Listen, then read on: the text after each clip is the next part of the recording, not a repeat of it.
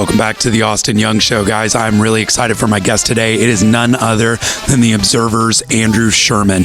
He is one of the best photographers in the DFW scene, and he won the 2024 Dallas Entertainment Award for Best Podcast. So I'm really excited to have Andrew on. He has a wide-ranging career with photography, podcasting, and the guitar player of Andy Dick's band. Yeah, you heard that right.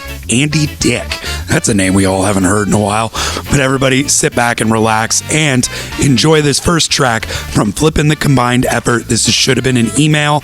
You should have come out to First Fridays and saw them. There was two Grinches brawling. That's right, two of the Grinch. Pick it up, Dallas. It's Flippin' the Combined Effort. Yo, this is Flip from Flip and the Combined Effort. You're listening to the Austin Young Show.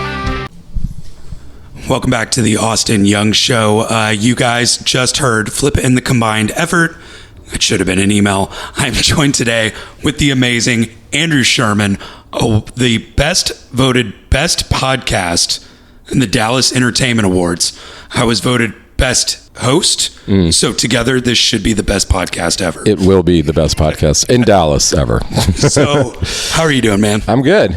I'm freshly married. Oh, man. Welcome to the ball and chain life. Yeah. I don't know. It's not ball and chain to me. It's like there's been a lot of weird stuff since the wedding in my life, like just weird getting, a new season and getting the new schedule set. And at the end of the day, she's the best thing every day. So I don't know.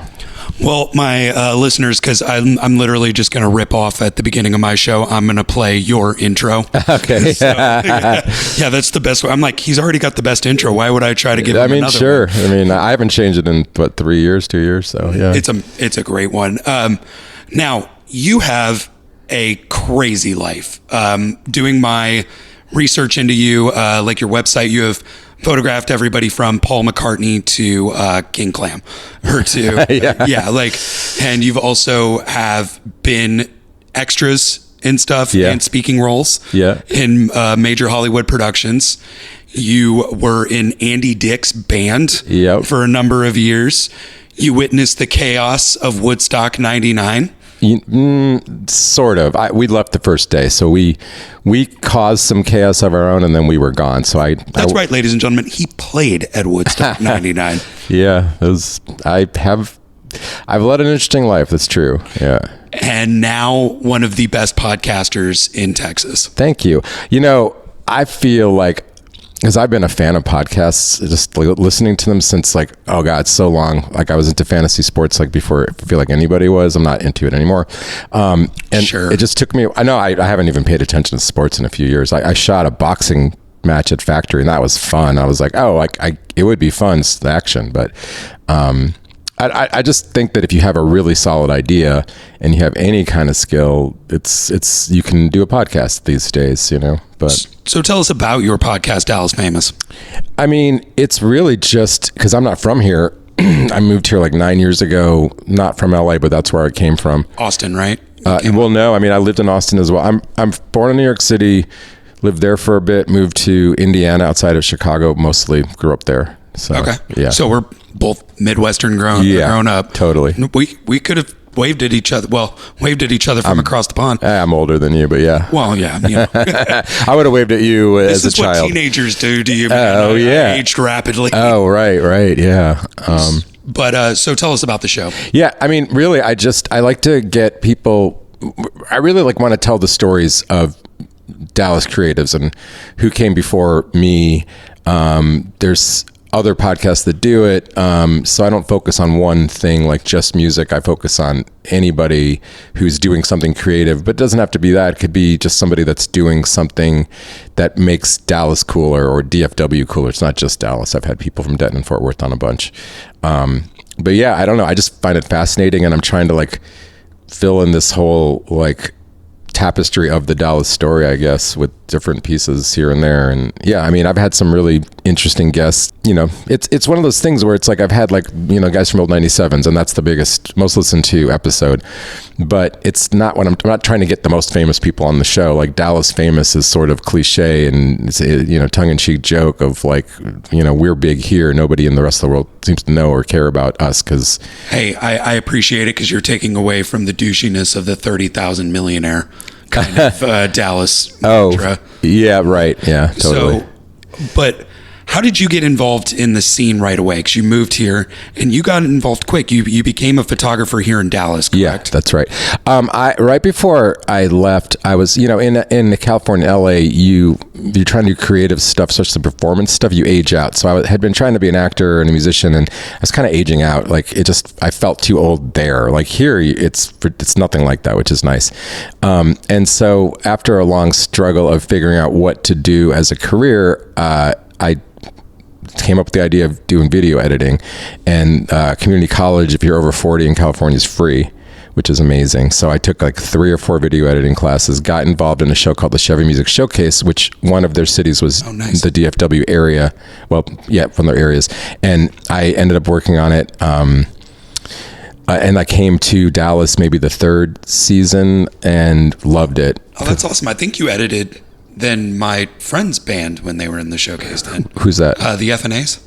You know, so the FNAs, I've worked with a lot, but that was the year before I joined. Yeah, I came in after that. But I can say I edited the first ever Leon Bridges video. Now, that's a claim to fucking fame. Nobody seems to care because they didn't let us air it right away, or they made us take it down for a while. But yeah, it's the facts. So. But how did that transition into photography? Oh, well, so I was here. I moved here after I got divorced, and I just was like, I'm done with California. I love Dallas. Married and divorced, same episode. Well, yeah, that was a continuation from the last life I had.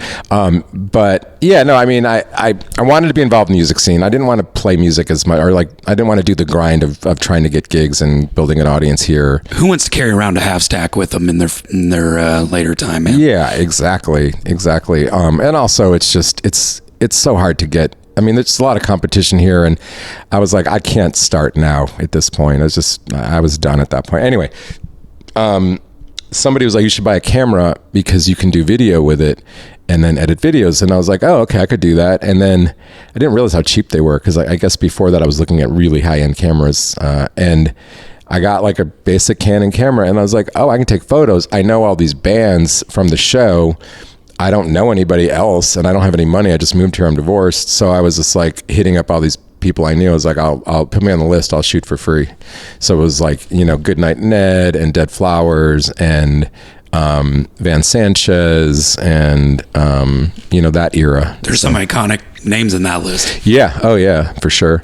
Anyway, and that's how I got into it. And then Deep LMR Company opened, and I started running the open mic there, and then transitioned to be the photographer. And then I just shot every day for 2 years. That was a fascinating episode of your podcast. You talked to the owners of Deep LMR. Yeah, John and Carrie. And their story is fascinating, by the way. And I loved, they kind of have their own version of Ruth. They have cats running about. Oh, yeah. Yeah, on there. Yeah, and when I used to do it at my house, I had cats running around too. So yeah, animals are part of it. You've done all these incredible things. For you, what sticks out as your greatest achievement before moving to Dallas? That's a great question. Before moving to Dallas, I mean, I don't feel like I was successful yet. I mean, you know, highlights could have been, you know, the stuff I did with Andy, did Woodstock, did, you know, Donnie Marie show was cool doing that. Wait, what?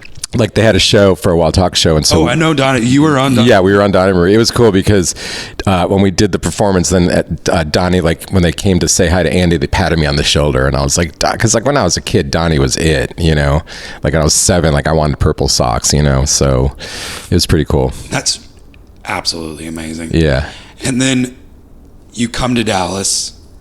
I'm going to ask you more about Woodstock later on here. Okay. But you come to Dallas, you create a new career, you create not even a new career in your same field, you jumped fields completely. What, after becoming a photographer, a podcaster, do you miss music? Yeah, I do, but I mean, I just don't like being out late. I'm not jealous of all musicians I talk to who like their daily struggle is how do I get people to listen to my music? Like we have the same Stop struggle. Performing at fucking midnight. Well, that would help. Yeah, I had to pass on a show that was at 10:30, and I'm like I can't start my nights at 10:30 in Deep Ellum anymore. Nope. Sadly, I don't. I guess some of the stuff I did with Andy and, like my band had a good little run. I mean, nobody really knew who we were, but we had some fun. Andrew Sherman Vehicle was what we went by. And like, oh, please tell me there is music. Yeah, there's music out there for sure. What is it? The Andrew Sherman Vehicle. Vehicle? Yeah. And so like that way I could just keep trading in and out people, which in LA, unless you're paying them, that's what happens. And so, I mean, I must have had 50 different people play with me over the years. But and it was good. I don't miss it, but I did love it when I did it. So for you, now that you have seen pretty much every band, you have photographed almost every legend around. Mm-hmm. You've done Green Day, Paul McCartney. We've talked about that. Who's your favorite? Who was your favorite band that you had to shoot in? Like, was it because of the band or was it just a stage setup? Like, That's a hard one. I mean, what jumps to mind is Jane's Addiction. I just shot them again, but when I shot them the first time a couple of years ago at American Airlines, it was without Dave Navarro. Yeah, but for I don't know, there was something about those shots that I could relate to. I mean, I love that band. I shoot a lot of bands that I'm not necessarily into the music, but the significance of the band makes it like I want to shoot them. But yeah. Jane's Addiction was one that I wore out a couple of CDs. And so, yeah, I think probably that's one. Another one, definitely Sting. That's like one of my favorites. And even though, yeah. He was so good live at, I think it was Kaboo Festival. Yeah, that was actually my first Observer shoot. So in my first Observer shoot, I got to shoot my favorite artist from growing up. But then I did another show at Toyota. And even though I was at the soundboard, he had a wireless mic and he was walking around, and I really got a good stuff from him on that one. That's amazing. Yeah. So how do you recommend, or what let me rephrase this. This will definitely be edited out. Who did your style emulate when you were, because I feel like when I was getting into filmmaking, we learned off of other filmmakers. So did you learn off of other photographers or see anything that you were like, I like that, I want to emulate that? I mean, yeah, it started because on the Chevy Music Showcase that I was editing, when I got there, it was the original cinematographer. And then somewhere a year in, they traded out to this young guy, and Matthew McCarr, and he was like an amazing cinematographer. So he wasn't a photographer, but I learned composition from editing his videos. And also my boss, Tommy Smeltzer, of that job, it was just the two of us in that office, and we spent hours talking about philosophy of shooting music. Now for the average listeners, when you're talking about composition, you're talking about rule of thirds and depth of field and all that as well. I suppose that, yeah, I mean, I'm not trained, but yeah, I mean, I know that I'm landing in a lot of traditionally accepted, composition forms, I guess you could say. And then I guess for me, because Mike Brooks was the big guy, and so I was seeing a lot of his stuff more than anybody. And there's a certain, it only works in certain clubs, certain light, but there's a certain thing he does with his edits. And once I figured out what he was doing, I felt like I accomplished something. But the other thing is I did this with music. I've always been striving to have my own unique style. Like, I used to put a stamp with my little logo on it, and I stopped doing it because I feel like it ruins the photo. But people do that so you don't steal their photo. And they also do it because they're like, I want you to know that's my photo. Well, I feel like if you pay attention to what I do, you can find my photos just by looking at the way I do it. You definitely use a lot more blues in your photographs. Interesting. And that's something that I've just That's wild. You're the first person to say that. I do.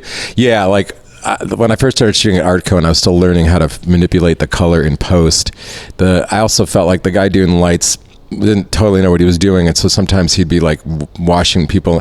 Like, for photographers, when you're at a show, I know it's a style that some people do like, but I hate it when it's all blue, all red, all green, because you can't change the skin tone. But the other thing is a lot of times there's a lot green skin tone is never a fun one. It's the worst. No, that is definitely the worst. Like red and blue, you can make it look cool, but green just looks bad on everyone.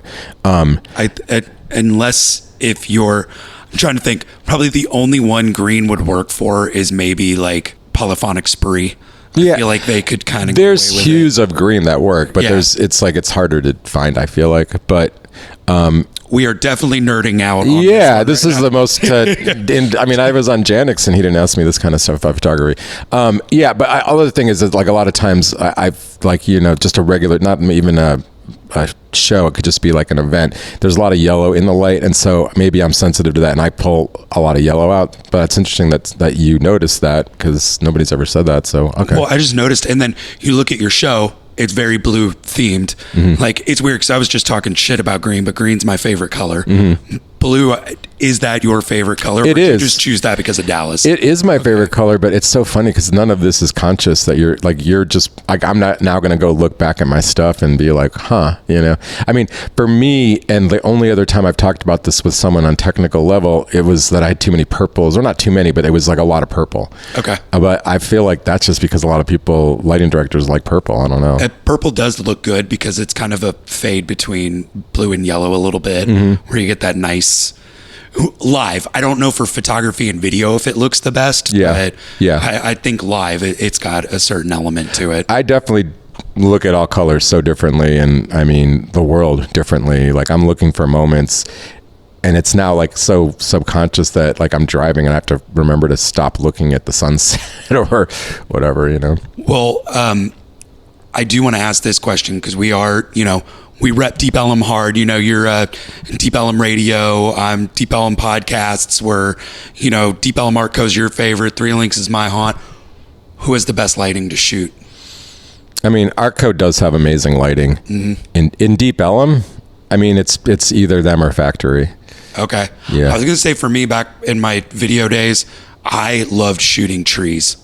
Trees is great too. I mean, but like the reason I wouldn't put it above the others is there's no pit. And so if it's a sold out show, you're fighting. I've never had a problem with the audiences. I get a lot of respect, and I don't think people know who I am. A lot of times it's just we're living in a day and age where people like photos. So like they see a photographer like, we want you to get the shot. It's so funny how many people are like, hey, stand right here. And it's like, I used to have a buddy that, he still works at trees occasionally, but my friend, he was one of the like stage managers and stuff like that, and he's a big dude, so I would always have him go with my long range lens up on the top level because they've got that stairway area. He would stand by me so that like people wouldn't bump in or whatever, but I always got amazing, like, I have to dig it up. I have a shot of Ducato Vega playing on that stage from years ago, and it was one of the most beautiful shots I ever got.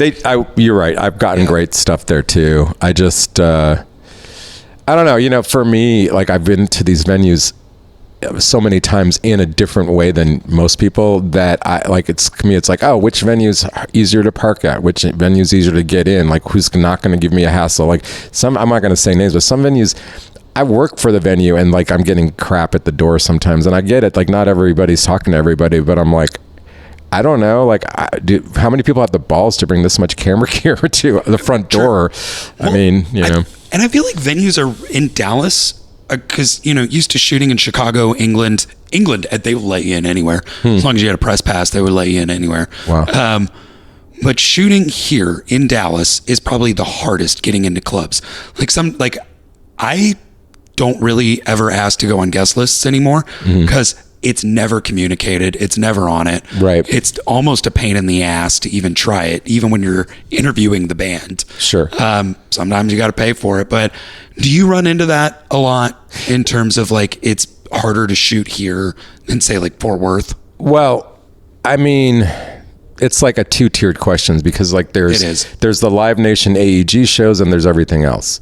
So everything else, it's just a matter of figuring out who to get in touch with. But the answer is no. I don't seem to have a problem with any venues at that level. Okay. Above that, it's all about the bands approving you. It's not like Factory is not saying no to me when Sleep Token is in town and the Factory wants to hire me. Sleep Token says no. You know what I mean? And a lot of it, like my buddy's the photographer for Pantera. They don't allow a lot of photographers they want him to have these shots? There's a myriad of reasons. If you're an older performer, you either won't let me shoot or you want to approve the photos. There's people like Jack White and who Pantera who have their own photographer. Then there's people like bands like 30 Seconds to Mars that let us shoot the entire show from everywhere, which is the best. It's amazing. Oh, not even a 2-song minimum? There was no, I mean, it was like the first time in a long time that we were allowed to just shoot everything, and we were allowed to be in the pit, and then we were allowed to go in the audience. And like, that's another thing. I found out that in other cities that's common, but here it's like you have 3 from the pit, you have 3 from the soundboard, one or the other. There's no, I was like, can I just take one photo from the venue to show you who's here? If it's not sold out, okay, forget it. But if it is, don't you want me to show you this full venue? That's my personal, like, I would say it's a pet peeve that we can't do that. I'm working on trying to have more access. Crowd shots, like, honestly, to me, crowd shots are sometimes more interesting than the band shots. Yeah, totally. And also, like, if you're selling out or if it's like something interesting, like Machine Gun Kelly, I shot him twice. The first time was in the pit and that was cool, but then the second time it wasn't the pit and I was like, why is he doing this? But then he had this amazing thing where he gets in this little helicopter and flies all around and then goes to a second stage. So I was like, I'm glad we're here. Is a better composition of shot, like better options of seeing what the show is. And that's true, because a lot of shows have different aspects that they want you to capture. But as a photographer, is that kind of more interesting because now you've gotten to shoot from 2 different angles too? Yeah, absolutely. Yeah. I mean, one of my favorite things is variety of shots. Like when we're all in the pit for 3 songs, you have to get extra, it's even harder at the soundboard. You have to extra creative to get a different looking shot than the other photographers, and generally it's going to be pretty similar, because we're all doing the same thing. We're all using similar gear.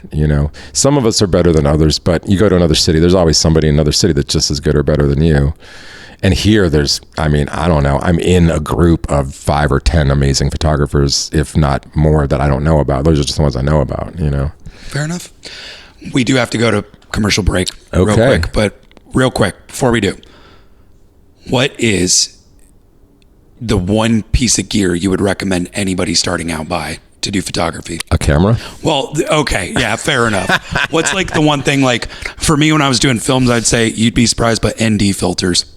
Yeah. I mean, that is such a hard question, because it's like, what kind of photography are you doing? Because like your basic entry level 8 Canon Rebel, T8i or whatever it was called. I think that's the current model. That's great. And if you use the kit lens, which is the lens that comes with it, good luck getting shots in a dark club. You'll be great getting shots of, your kids and outdoors and light stuff. But then you can buy a lens, put it on there, and then that camera is totally fine in dark light. So, a starter camera, that's what I would recommend. Like, that's a good way to say it. Yeah, you don't have to go for like the Mach 4 right away. I wouldn't go for, it's like, there's a joke that my friend used to make. It's like, are you a guy with the camera? Are you the dude with the camera? Or are you a photographer? Yeah. Like, are you just playing around? And like, when you first get a camera, everybody's figuring it out. Like, nobody knows what they're doing at first. So, but yeah, I don't know. I like to use like trippy lens filters because I feel like it makes the music come alive in the photos.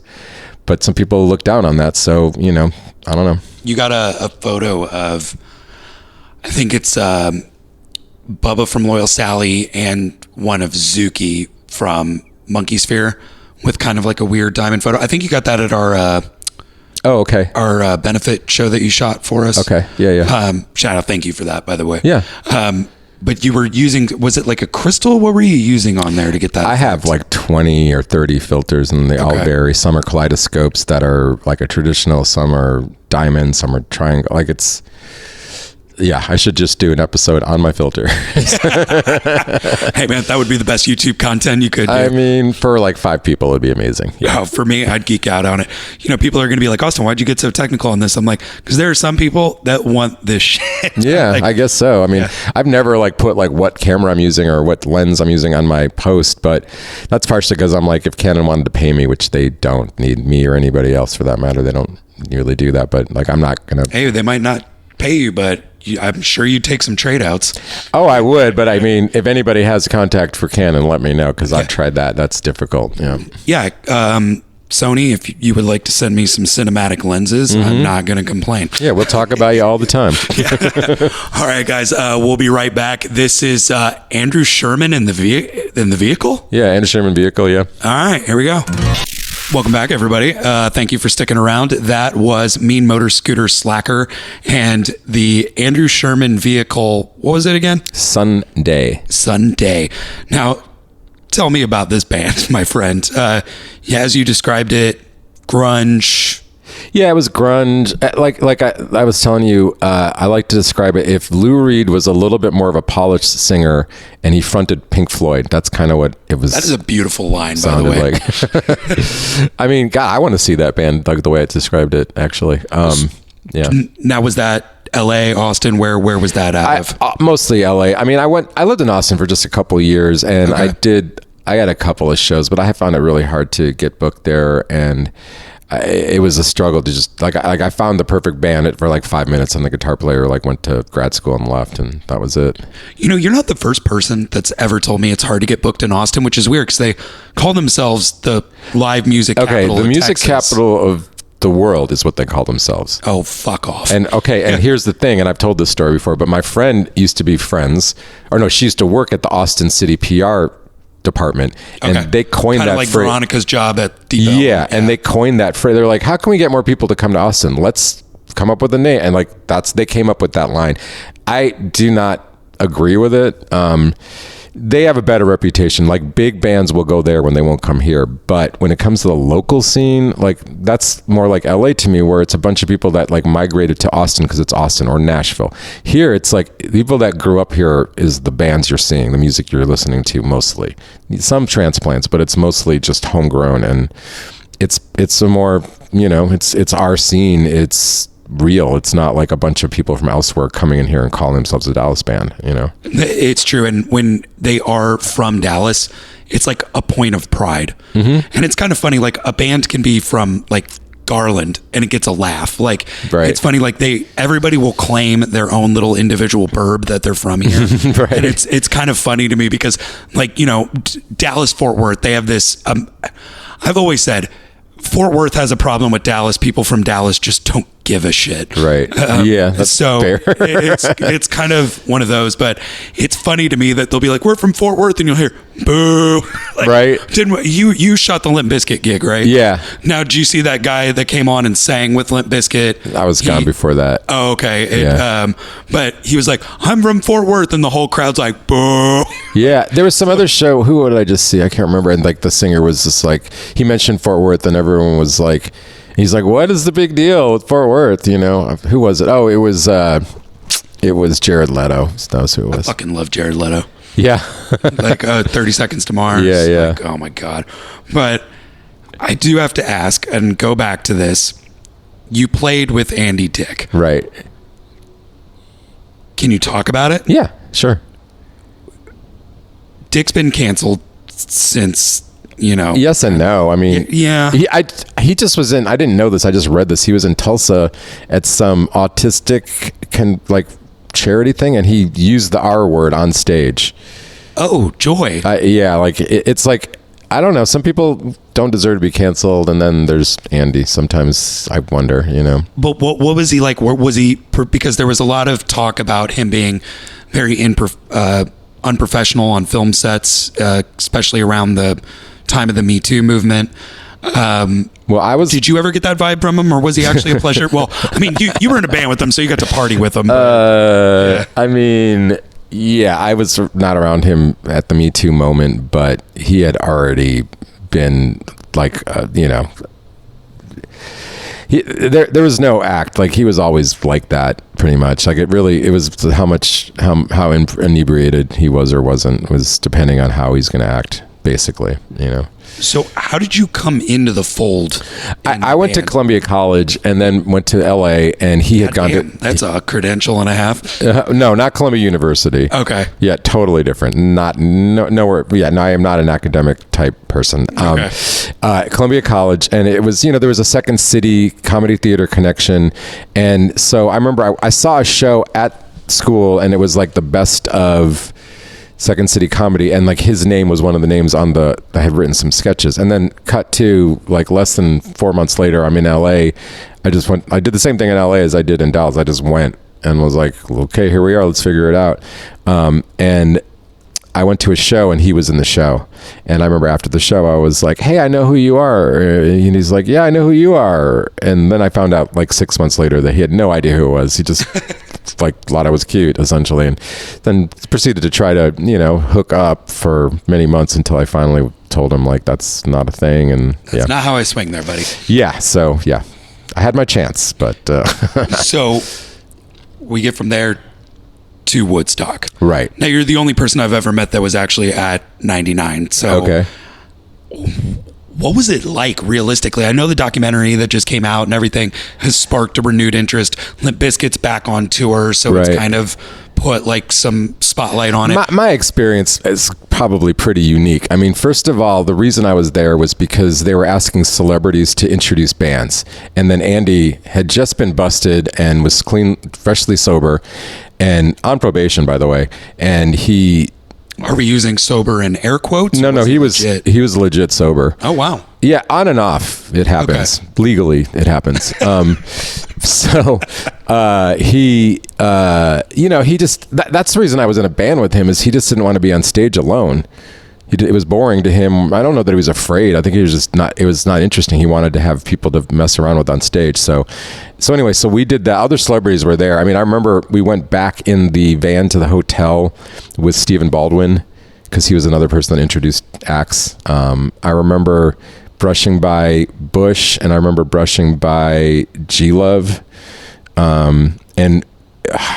We performed 3 times. There was this like activist thing that we did. Sometimes the name slips me now, but we did it like with Woody Harrelson and the head of the Sierra Club and people like that. And so we were the first music of the entire festival. That is a claim to fame right there, my friend. But it's a footnote, because James Brown is the first band that played, and so we were part of this speak thing that we played music in. So we were playing music before James Brown. Everybody needs to know that. I don't know what that gets me, but it was wild, because like we were there so early that like we're on a stage and it's a field and there's nobody there, and then like felt like 20, 30 minutes, there's 60,000 people sitting there. And that was the small stage. And then it was like we had to take a golf cart to the front stage because it was like 2 miles or something. The other thing that I didn't know about, like this mystical, magical sponsor thing that happens at these. So there was a whole row of sponsors like Nike and Starter, and I can't think of all the companies. That is Starter throwing it back to the 90s. Oh, yeah. Right there, yeah. And they gave us free... Converse gave me free shoes. It's fucking cool, isn't it? It's amazing. Yeah. All this free stuff. And which is good, because we had an extra pair of shoes and an extra shirt. So Andy wore one of my shirts and his shoes and jumped into the audience during our second appearance. And the shirt and the shoes were gone after that. And so like, yeah, he probably sold them for Coke at that point. Oh no, like the audience like ripped them off of him. Oh, that's fucking hilarious. Yeah. And then that's right. He bought me a Woodstock like t-shirt, which I had for years, which like to make up for the shirt. I think he took a pair of my Converse, but I had like 3 pair that he gave me or something. So yeah, that was like the best part. And then, but could you tell the crowd this wasn't like a peace and love event? No. I mean, yeah, I was only there the first day and people hadn't lost their minds yet. I mean, I didn't pay for anything. I did go out into the crowd one time, and like I remember asking the guard I had an all access pass, and I was like, can I get in? And he's like, brother, you can go anywhere with that. It's like probably the only time I've heard that. But no, I mean, like I remember we stayed and I was on stage for Korn, and I'm not a Korn fan, but it was so cool. He came out playing bagpipes, and it was just like, well, the crowd. Yeah. And everybody was jumping up and down. Yeah. I mean, that was insane. One of the most, I was not there by a long shot. I was 10 years old, but like, right. The crowd was just like, you could see in the videos was just ready for it. I mean, I remember being on stage, like not like there was 100 people on stage, and everybody in the audience was jumping up and down. It was one of the most intense moments of a concert I've probably experienced. I think the only crowd that rivals that is there's like, I think it's Russia. where the USSR had just fallen or whatever, and it's Metallica is playing. Right. And there's like 200,000 people, Apache helicopters. Yeah, I admit, I got chills too when I saw Green Day play like after 9/11. That show. Okay, yeah. That I don't know why, but yeah, I like that. When September ends or whatever. That's a good. That I always like that song because of that performance. But that's a beautiful thing, and it kind of hit weird because a lot of people thought it was about 9/11, but it was actually about the passing of his father. And his mom went into a deep like depression and would just say like, "Wake me up when September ends," and stuff. So I'm a massive Green Day fan. Okay. My first. Are you going to the show? Are you going to go to the show? No, I have really got to start limiting my concert ticket buying right now. Yeah, that's probably not a cheap ticket. Oh no. So we have Cake. We're going to see Cake coming up. I'm going to go shoot Cake. Yep. Oh, fucking awesome! I just found out today. Yeah. Oh, congratulations! Thanks. That's a good one. And I'm shooting Green Day. And you're shooting Green Day. Which is funny. I didn't want to shoot Green Day. I wanted to shoot Childish Gambino just because I've shot Green Day and Pumpkins. Well, and Gambino's. This is his last. Is it. Yeah, but I guess I've achieved a level at Observer where they're like, we can trust you doing this stuff, and so please do it. And I'm like, I love that, so I'm always going to say yes to whatever they ask me. Hey, when it's not like I got to choose between Childish Gambino and Green Day. What a problem! I am not complaining. No, I mean, I was, but I'll admit, like, there was a mix-up, and Cake came off my schedule, and like for certain, like, well, again, Live Nation shows, which this is not a Live Nation show. You have to request like minimum 5 days in advance, work days, and so I missed that window. But then this wasn't like the thing, and a friend of mine was like, I got the email, and then one thing led to another, and I'm doing it for Observer, so that all worked out. Well, that's pretty awesome. Yeah. Is there, because the next show after that I'm excited about is I'm finally getting to see my favorite band, one of my favorite bands, The Interrupters. And they're opening up for Sum 41 at Toyota for the final farewell. When is that show? I think it's the 31st of September. And well, it can't be the 31st of September because there is no 31st of September. 30th of September? Yeah, maybe. 30 days, half September. I'm not trying to make drug addict, all right? Sometimes things slip my mind a little bit. But I shot Sum 41 at the So What Festival the first year. I don't think I have that one on the schedule because I think the 30th I'm looking at Sisters of Mercy. Oh, that's cool. Oh no, 30th. No, I can't remember. My calendar's ridiculous. I'm excited for Sum 41, but I am there to see The Interrupters. Right. Like, that's the gotcha. That's the like ska man in me. Like, gotta love it and all that. So you've played in a lot of bands, and this show is primarily a ska and punk show. Okay. Even though I play everything, what was like your foray into the ska and punk scene? Because you were. Where are you getting this from?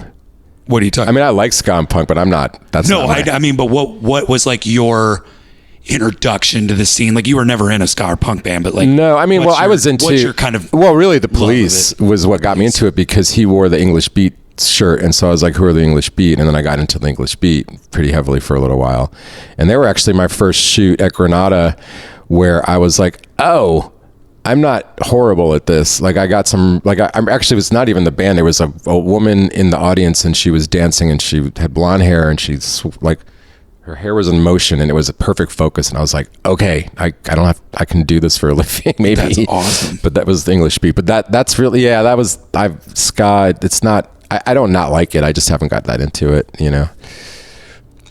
Fair enough. Yeah. Sorry, that's your thing. Just I always got to ask the guests, like, what was your introduction to it? Yeah, no, I mean, I was a huge Police fan, so like, and they fed off of a lot of English Beat, I think, or Sting did. So, well, I do want to kind of wrap things all the way back around to the podcast again. Okay. So, as a podcaster, who is your favorite podcaster, and why is it me? You're hilarious. Yeah. I have such a diverse array of podcasts I listen to, but like probably my favorite is Sasquatch Chronicles. That is a good one. Yeah. I mean, I like the format. I love that there's no commercials, but I like the format, and like, I like how Wes, the host, he reminds me of Art Bell in a sense back in the day, where he doesn't ever he kind of like lets everybody say their thing, and sometimes maybe they're making stuff up and it's hard to tell, but I don't know, I'm fascinated by the whole Bigfoot thing. And then what else? Oh God, I'd have to like open up my app to even look. Like locally, I've been listening to Jason Janix a lot, the North Texas music fanatics. That is a good series. That's on Deep Elm Radio too, right? Yeah. That's a good series to listen to. And for me, again, it like fills the gap of like there's certain venues that everyone always talks about, or certain artists everyone always talks about. I was not here for it, and so I get to put some of those puzzle pieces in place by listening to his podcast. We also compete for guests. Well, I shouldn't say compete, because we talk to each other and we're like, well, are you going to have him on? We try to like not do that. But do you think like, so back when I used to do media blitzes and film like a lot of that stuff, I heard from musicians and a lot of other people that they prefer to be on a bunch of different podcasts at once. So like if, for example, Desi 5 has an album coming out, he's wanting to get on.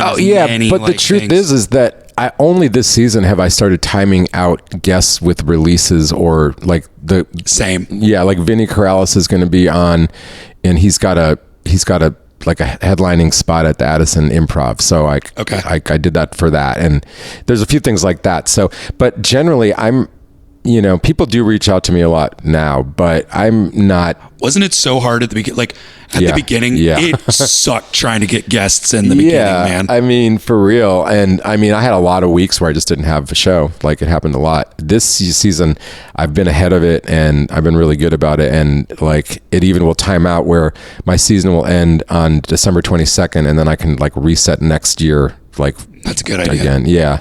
Well, that's why I've started doing it this season. You'll see I'm doing one episode with Veronica, where we like talk about the guest coming on. I play like a bunch of different music, and then the guests come on. So it's like it almost doubles my season. Oh wow! In a kind of way. And from what I hear, a lot of people love our back and forth. Like that's the one thing I get a lot is they're like, I love Veronica. And I'm like, she has her own show. And they're like, and it's like, do you like me? And they're like, no, we like Veronica.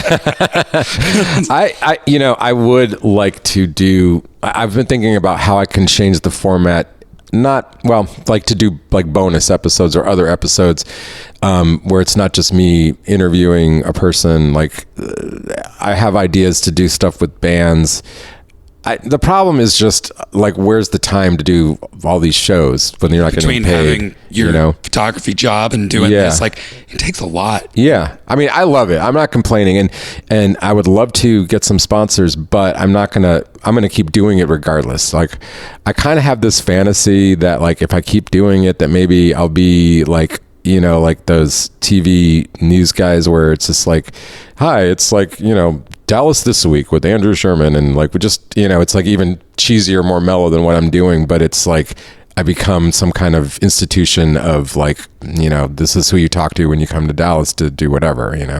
Well, and you never know. I mean, that's one of the things that I like about our shows is we both try to showcase Dallas for our love for it. Yeah. One of my friends who listens to both of our shows told me, he's like, Andrew Sherman does the grown-up version of your show. That is so funny. How is that? I got to listen to your show with that in mind now. That's funny. Yeah, because he's very refined. It's like, because I feel like your show would fit in perfectly on KXT. Yeah. Like it would just slot right in. Hey, KXT. yeah, exactly. Mine, I think, would probably go to Sirius XM. So right. But it's your style is awesome. Like I love how you approach the interviews, because I feel like your voice is very calming. It's very, and when you're speaking with somebody, you can tell that they are very at ease.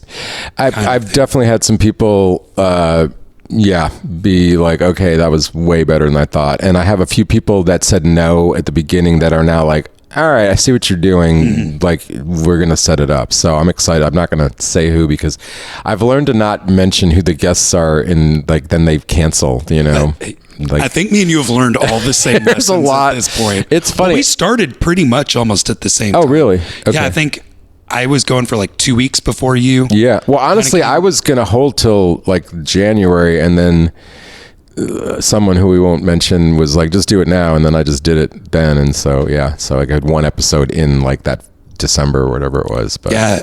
And honestly, like like I have learned things from your show. Like, cause I listen to podcasts, I love podcasts. I'm gonna be real honest with you. I'm obsessed with true crime podcasts. There's a new North Texas crime podcast starting on, shout out Revolver, my distributor. I'm actually really looking forward to that cause just crime junkie. But I listen to podcasts to make me better. Yeah. Like to hone my craft. Do you do the same? Like try to pick up things? Yeah, but I swear, like I said, I listen to podcasts for so long that, and a lot of times it's to go to sleep, that I can't even focus on them sometimes now. But, honestly, like I went to LA to be an actor, and I realized in retrospect I should have either been a director or a host. Like that's what I should have just been trying to do. You would have been an amazing director of photography. Well, thank you. Yeah. I mean, it worked out that I'm doing it now, but yeah, like I wonder if I had started when I was 20, like where I could have ended up with that. You know? Probably would have had DGA backing by now. Yeah. But I mean, I might be dead too because, like I had heart stents put in, and like, if you're successful, maybe you don't pay attention. I don't know, whatever, who knows? I mean, like I look at it all as you do all these things and you end up where you're at. And like, if you can be okay with that and learn from your mistakes and grow, then you're fine, Well, one of my past guests, the camera guy for Street Outlaws, we were both talking about that photography, film and video, especially film and video, we are now the modern day carnies in terms of like, especially if you're on travel shows or stuff like that, you're, bands are becoming known as the traveling t-shirt salesman. Like it's like film and video. We call them the modern day carnies, going town to town to do like diners, drive-ins and dives and all this kind of, that's a good way to look at it. I mean, and I guess some of those bands are freaks too, so that goes along with it. Exactly. Well, we do have to, for time, we're getting up on there. I'm going to ask my typical question I ask every guest. Okay.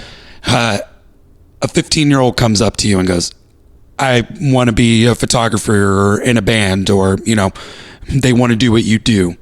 What is your advice to them?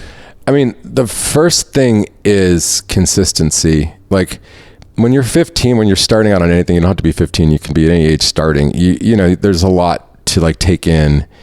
But once you sort of start getting a path, you need to just keep doing it. Like if you need to know your own limitations and like start, if you're not getting your stuff out there, people aren't going to know what you're doing. But then if you get your stuff out there too soon, people maybe always think of you as like, they're not that great. And like, maybe it's just because you're work in progress, so you should have waited. I don't know. I mean, but for photography specifically, buy a camera, take photos every single day as much as you can until you figure out what you love to shoot. And then here's a better analogy probably that I use a lot. You get into a boat in a stream and you have a paddle, but you're not paddling. You're just letting the stream take you. And then as soon as you see something on the shore that you really want, then you paddle like crazy to get there.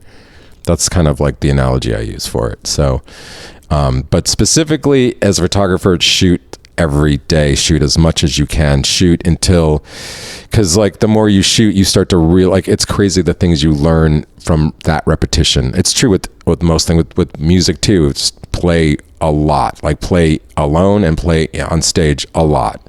It's true. Chew through those memory cards. Yeah. Play around with it. Free software is great too. You don't have to pay for everything, It's true. I mean, I do think editing is more than half of photography at this point personally, but not everyone. I had a friend that did landscapes and his whole thing was like, editing is for losers. You got to nail that shot in the camera. It's like, well, I respect that. Like he's not trying to make money. That's just his passion. So, like I've learned to not like look down on other people's approaches. I get it, try not to fix it in post if you don't have to, I guess. Well, right. And his rule was you're not fixing it in post. I don't know the guy that well. Maybe it's because he couldn't afford the software at first. That could have, but that's how all of us artists do it. It's like, what do you have in front of you? Like use that and now grow off of that. And so use your friends, use your pets, use whatever you have as subjects. Like Amy, my wife and I have this art project, and it's going to involve people. And the first one, we're going to use a daughter because she's available. She's available. She works for free. She wants to do it. So but like that, that's another good thing. Like try to figure out like what your resources are. And then use them. Like. nobody's doing this art alone. I appreciate that, Andrew. Like, thank you for the honesty, man. Yeah. And guys, I'm going to have Andrew shout it out, where all his socials, where to buy his prints. He's got new Dallas Famous t-shirts for $30. Go get them. So that's at drewleo.com. You can find the Dallas Famous shirts there, but also prints. And you can even hire me through my website. You can check out the Dallas Famous podcast. It comes out on Deep Elm Radio Sundays and Tuesdays at 1. And then all of the Spotify, Apple podcast platforms on Wednesdays. That is how I listen to. And I will say, I have noticed this recently. Apple Podcasts has better quality. Not sure why, but it just seems to be better quality. Now, you tell me if this is how it works for you, but I want to say a quarter of my listeners are on Apple and the rest are on Spotify. I have a lot of European listeners. Oh. So oddly enough, Deezer is a big one. Deezer, the podcasting platform. Now, I have a distributor. They take care of all that and just send me the analytics at the end. But yes, it seems like a lot of mine come from Spotify, but more are coming from other platforms. Okay. More and more every day. Interesting. I do think Spotify is kind of shooting themselves in the foot. Yeah. They're going copyright crazy right now. Yeah. I mean, I have not got dinged yet, but I have. Usually it's not like I'm like Old 97's played in the studio, so that doesn't